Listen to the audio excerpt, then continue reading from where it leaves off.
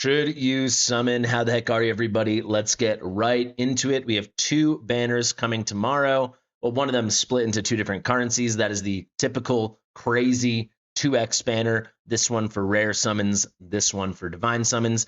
Absolutely do not summon on that. In general, I don't think it's a strong banner. And certainly with all the things coming that we're going to talk about in this video, it is a very poor idea for literally all players.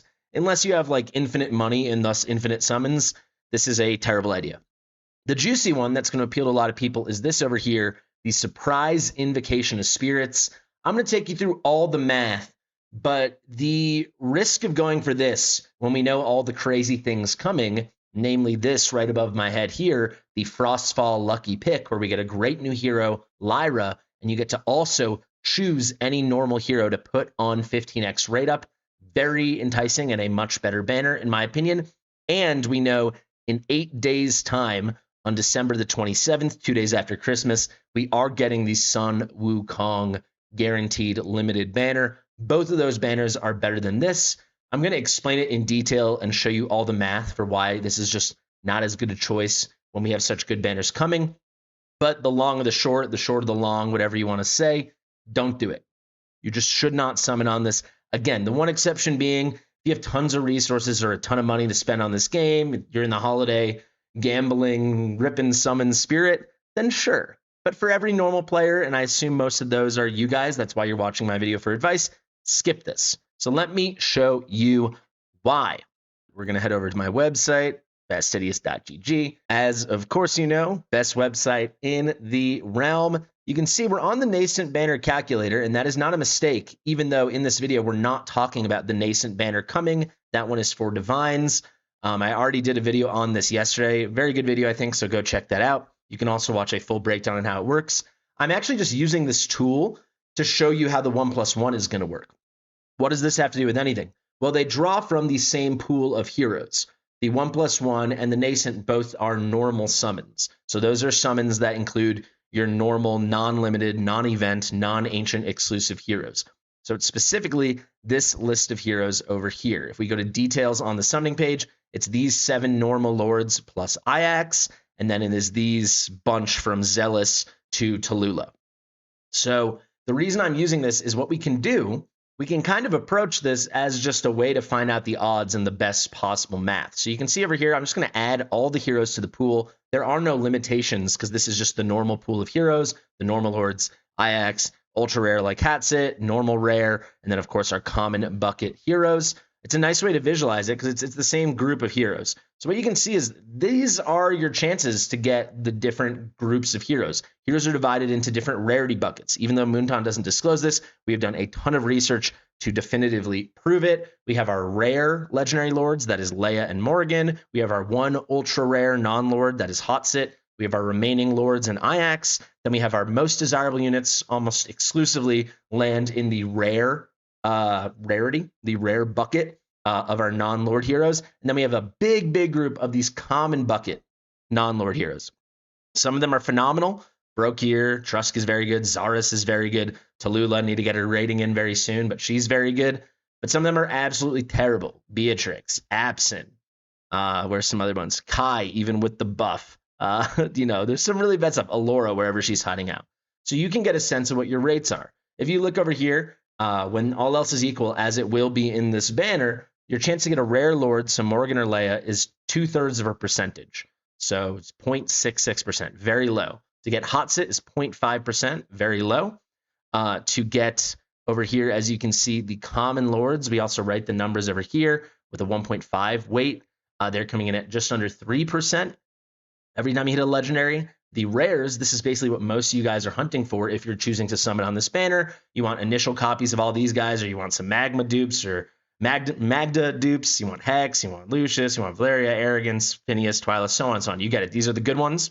They have a 17.19% chance. And then by a mile, with the high weight and the largest pool of heroes, the common non-lord legendary heroes are so likely to be obtained, 78.74%. So like I said, there's some good ones here. Fairseed, great. Brokir, great. You can see the good ones. We got Glacius, we've got Trusk. There's some really nice ones. Zaris is phenomenal, but there's so much trash in here.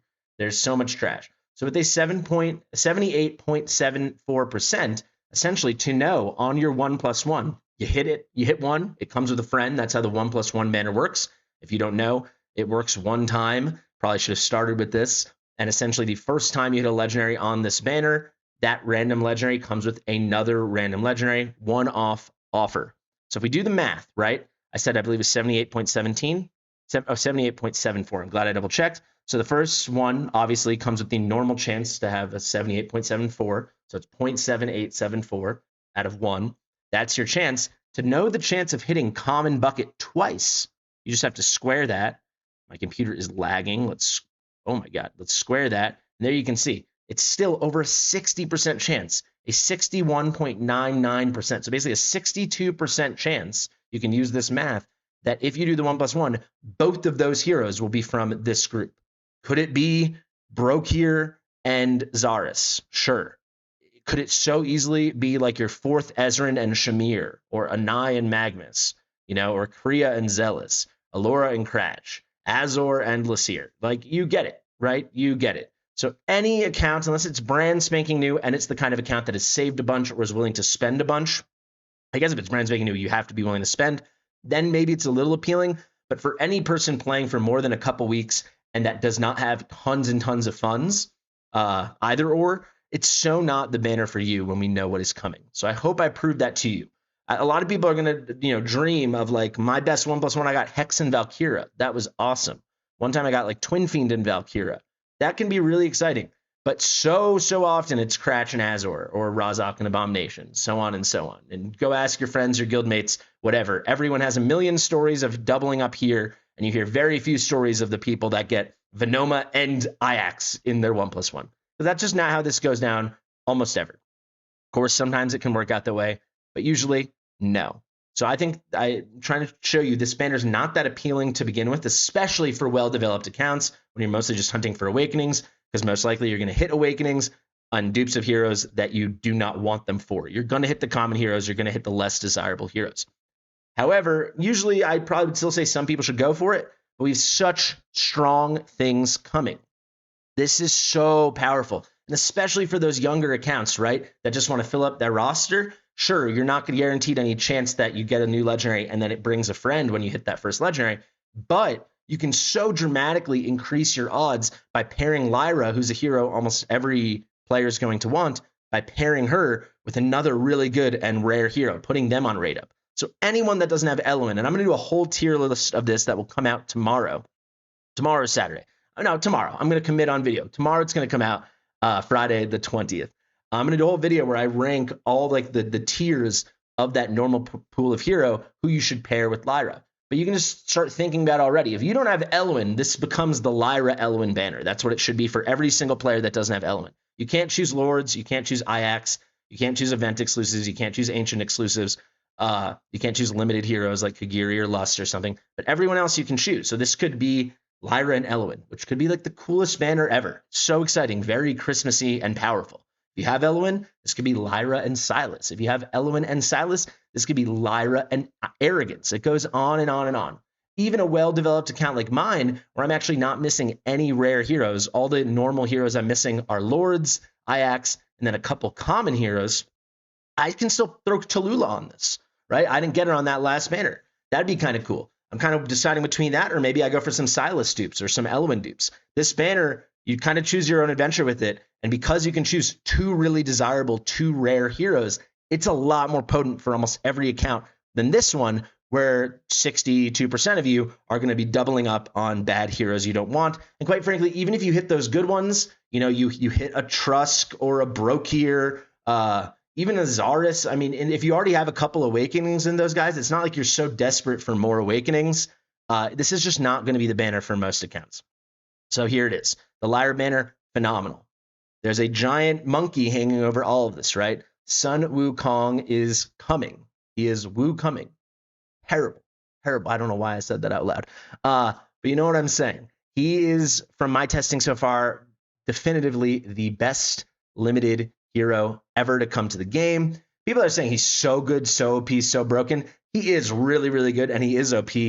He's not going to break the game in half, but he's going to be the best hero on a lot of people's accounts, especially newer accounts. And anyone that doesn't have him, the kit is unique enough and special enough. Everyone needs a copy. Everyone. And they've changed the pity. They've changed the guarantee on limited heroes to 200. So what does that mean? It doesn't mean if you hit Sun Wukong early or any limited hero in the future, you're then guaranteed to get him again at 200. But what it does mean is within your first 200 pulls, you will get him. So if you go 199 and you haven't gotten him, you know your 200th summon will be Sun Wukong. After that, the banner is way less appealing because it just becomes a one legendary rate up. So you're going to have about a 19 or 20% chance whenever you get a legendary on that banner after the first guarantee that it will be Sun Wukong, and you're totally gambling. So if you want to gamble, you can save all your summons for that. But keep in mind, on average, it's going to take about 5 legendaries to get awakenings for him. The first one, you know you're guaranteed within 200, but after that moment, it becomes a normal banner with just one legendary rated up, and it's not a good situation. So if you're not a huge spender, or if you're not willing to gamble a little bit, or you haven't saved an immense amount, and when I say immense, I mean like 1,000 summons plus, most of you are not going to get awakenings. I know the comments are already going to come. I'm going to talk about this much more when we do this should you summon, and then when Sun Wukong it's closer, but at that point, it's like, that's the only big banner left, so it's a little more straightforward. But a lot of people are going to be like, wow, I had 500 summons for Sun Wukong, and I only got the guarantee. I only got him A0, or I only got him A1. If you get him A1 with 500 summons, that means you got him within the 200, and then in the next 300, you got him again. That is lucky. Rate state, it should take your expected values. You get one Sun Wukong per 5 legendaries on that banner. We'll do some really in-depth math later. But for the people that want to get, if you're assuming you're not using unpolished soul stones, that's a completely unrelated thing. That is a good way to go about it. If that's something you're interested in, you'll see a lot of testing. Even today, there's going to be a video with a lot of testing on that. But aside from that, if you're just trying to summon for it, it will take some people thousands of summons and probably thousands of dollars to get him A5. It really, really will. Theoretically, you could summon 4,000 times and not get him A5 from summoning. So I want to drive that home. The way most people should be approaching this whole upcoming 8 days, skip this, obviously skip these 2. So should you summon on these 3? No. You should summon for Lyra unless you only have enough to make sure you can do the 200 for Sun Wukong. That still being said, we're getting a lot of rewards still with daily sign-ins, more things coming. Whatever this Frostfall gift is looks very nice. And then the Sun Wukong, when he's coming, he's bringing his own event with more diamonds and more summons. With rebate, you only need 174 on average. That after you summon those 174 and you sell them off, you sell the rares off and get diamonds, that will give you the other 26 you need. So realistically, if you're even at like 100 or 110 summons right now, you should be good to go within 8 days for Sun Wukong. If you have more than that, you have like 150, 200 plus, you can summon on Lyra, on the Lyra and Eloin or whatever you choose to make the banner. You can absolutely summon on that 10, 20, 30, 40, 50 times, or if you have hundreds, many more than that, that's what I'm going to do, and still feel confident as long as at the end of that you have about like 140, 150 left over, you're going to get Sun Wukong because you're going to get your weeklies, you're going to get your dailies, you're going to get the event stuff, you're going to get the stuff from the shop whenever it resets, you're going to get your Guild Boss rewards, you're going to get your Guild Boss 2 rewards, you're going to have your pile, you're going to summon those, you're going to sell off the rares, you're going to get more diamonds, you will be good to go. That's how most of you should approach this. You can ask me more specific questions in the comments. I'll try to get to all of them. But of course, I'm going to have a lot of content for each specific banner as they come. The gist of this video is, and it's already gotten a little too long, don't summon on this. Like 98% of you do not summon on this banner. Should you summon? No. Lyra, should you summon? Yes. Sun Wukong, at least for the first guarantee, should you summon? The most definitive yes of all time. Thank you so much for watching. I've been Fastidious. Subscribe to the channel. Share with your mother. I'll see you real soon. Bye.